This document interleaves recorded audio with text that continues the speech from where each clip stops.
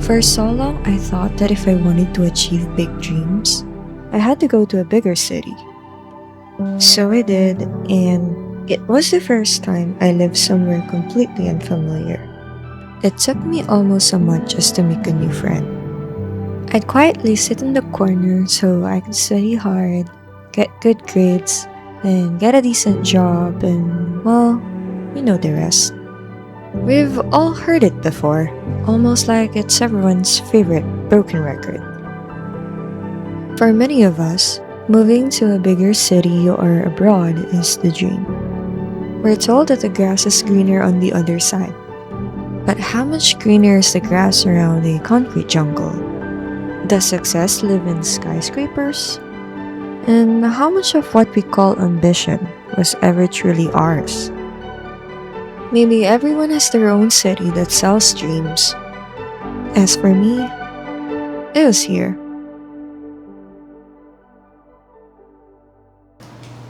Hey! So, I'm back here in Manila, and since the pandemic, I work from home, but I have to report to the office every now and then, and tomorrow's one of those days. Funny enough, I don't think I'll ever get used to traveling from the province because it takes like 5.5 hours on average just to get here. And that's just one way. Anyway, I'm off to see a friend because if there's one thing I also love about Manila, it's the diversity of food.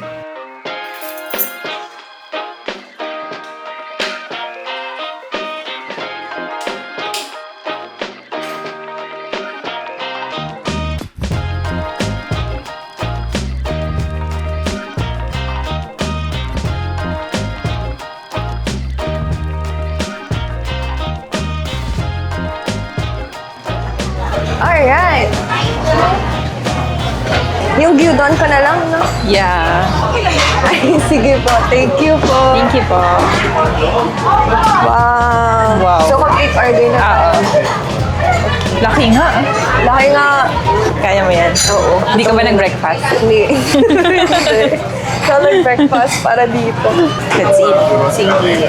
Simula talaga nung pandemic, parang na-spoil ako ng work from home. Parang ever since noon, hindi ko na talaga may-imagine sarili ko na nag-work Manila. everyday sa Manila. Ikaw ba? Parang, di ba? Ako minsan naiisip ko na. Naisip mo na? Lalo ngayon, hindi mo napapagod na ako ngayon sa trabaho. Oo. Tapos parang sinasabi ko, maghanap na kaya ako ng online, tapos uwi na lang ako sa amin. Pero ever since ba, kasi nung bata pa kayo, natatanong, or parang pinupush kayo ng parents yun na mag-Manila?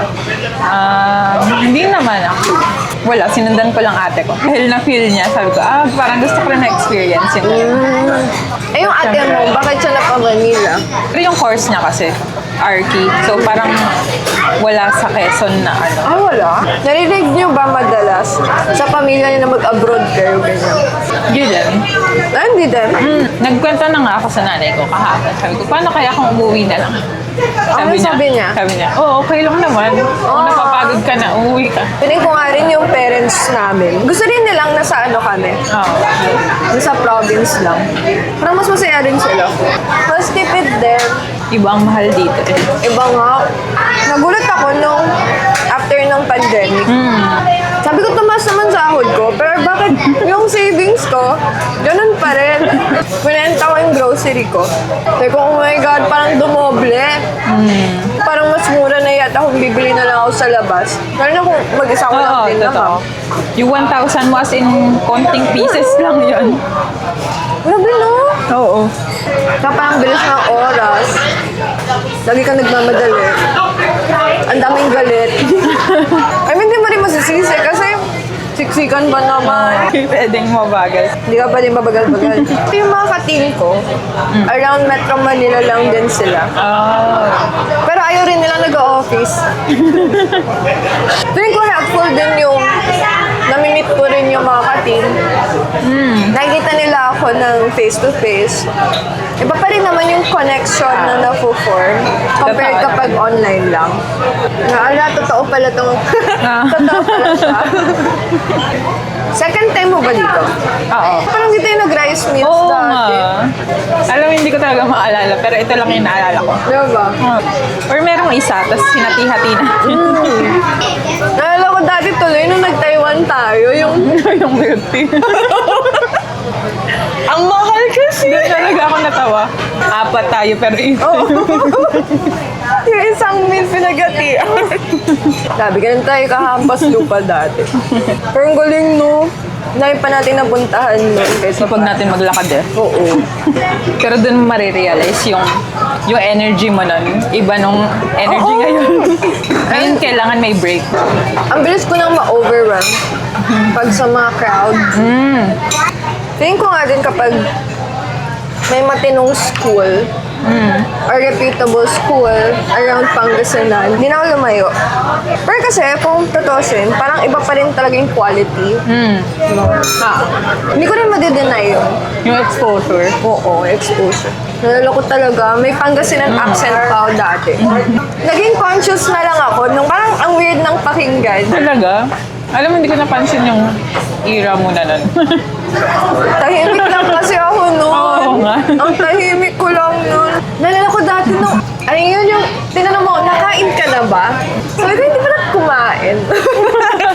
Yung pala Tagalog. Oo, pag Tagalog. Pag Tagalog, tama naman pala eh. Kaya di lang ako aware ko. Sanay. Oo. May mga sinabi rin akong Pangasinan words. Na for example, hala, ang galing mo magsuldong. Alam mo yung suldong? Akala ko Filipino words ah. Eh, ano yun? Cursive. Cursive. Siyempre, pag Tagalog, kabit-kabit lang ganun. Oo, kabit-kabit. Sabi ko yung pala yung Tagalog yun. Oo. Yung urong na word nga Hindi rin yan Urong? Di ba urong is Oo. Yeah. Nagets ko na lang, hindi ko na tinanong kung ano yung... Yung context na lang. Oo, yung context na lang. Naghugas pala siya ng pinggan. yun lang pala yun? Doon makikita na galing ka ng iba't ibang probinsya tong mga to. So yeah, in a way, parang okay pa naman Manila sa akin. Yun nga lang nakakapagod pag working, no? Pero naisip mo mag-career break. Oo. Na-realize ko wala akong pahinga eh. Oo nga. 1 month. Pag-graduate natin, walang 1 month. Talaga? Wala? 2 weeks. Pero yung 2 weeks na yun, naasikaso ko na yung mga papel. Tapos bumabalik-balik ako ng Manila for interviews. Di pa kasi uso yung Zoom online. dati. Wala eh. Feeling ko kasi kailangan ko magtrabaho agad. May ganun pressure ako sa sarili ko before. Work na naman bukas. Alam mo, ang aga ko nagising. Kaya, maaga ako nagising. Nananaginip ako ng work. Tapos parang sabi ko, ayoko na. Hello? Now, sign up, ano na yan? Nagising ako talaga, alas 6, 6:30, ganyan. Parang binabango ko tong work. To be fair, the bigger city gave us things our hometowns couldn't. Manila gave us different versions of ourselves that we probably wouldn't have met otherwise. But life has a habit of throwing curveballs. And maybe one of life's biggest ironies is realizing that we don't always end up liking the life we work so hard to build. Maybe a bigger life doesn't mean having it all. Maybe it means sitting down and eating lunch with an old friend. Maybe it means coming home more often and spending time with family as we watch our parents grow a little more gray hair every year. Maybe it means being more intentional about the life we actually want to build. And there's nothing wrong with changing our minds. There's nothing wrong with letting go of dreams we once prayed so hard for. I think it's about time we reframe the question. Instead of asking, how far do we have to go to become successful? Maybe we can make it simpler. What kind of life do we actually want to come home to? And even if we're still figuring that out, we're exactly where we are supposed to be.